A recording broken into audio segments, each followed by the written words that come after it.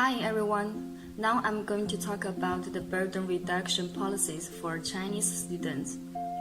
I know there are maybe many grammar mistakes, but I will try to explain it well. On December 29, 2018, the Ministry of Education of China issued a policy, the measures for reducing the burden on primary and secondary school students. There are some concrete contents. For example, no written homework for grade 1 and grade 2, no more than 60 minutes homework for grade 3 to 6, no more than 90 minutes homework for junior high school, and so on. Why they put forward the policy? Let's look at the background of the policy first. China's traditional education system is exam-oriented education, which is based on memorizing facts and answering questions, aimed at improving students' ability to take the exam and places great emphasis on the test scores. The teaching feature is attaching importance to infusion rather than inspire, memory rather than understanding, theory rather than practice. As a result, students only have a partial understanding of what they have learned. In order to make up for this shortcoming, teachers have to use their spare time, sometimes even in holidays. It goes without saying that this increases the burden on students.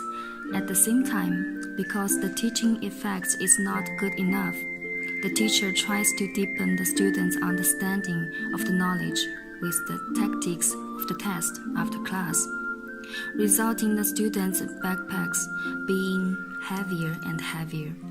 In the end, students have no time to take part in other activities except studying and doing homework, and even sleep is not guaranteed.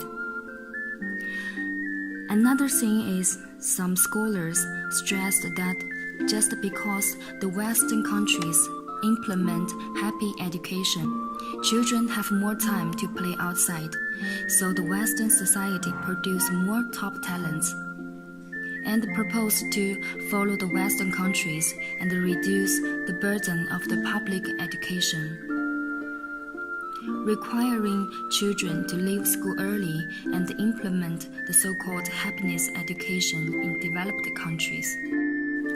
Actually, this is not the first time to issue the policy. Before, the government already issued some policies many times. Before 2000, the burden reduction order issued by the Ministry of Education of China focused on the burden in the classroom. In June 2004, 5 instances and 5 prohibitions issued.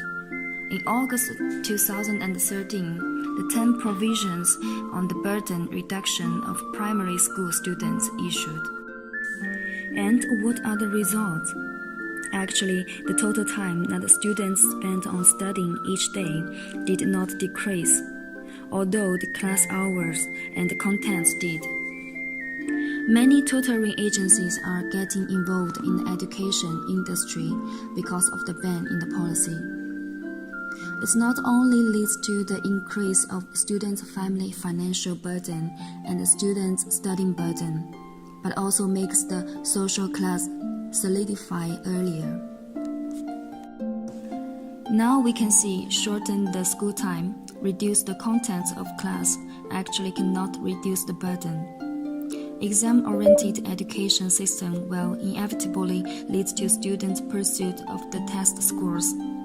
If the system does not change, students will still pursue the test scores and the pressures will certainly not decrease. China is a country with great pressures of social competition. So far, this environment cannot be changed. Social competition is related to school learning. It means it's inherently hard to reduce the burden. With competitive pressures and the education system that is hard to change, these policies actually shift the burden onto families. The financial pressure on the family becomes even greater.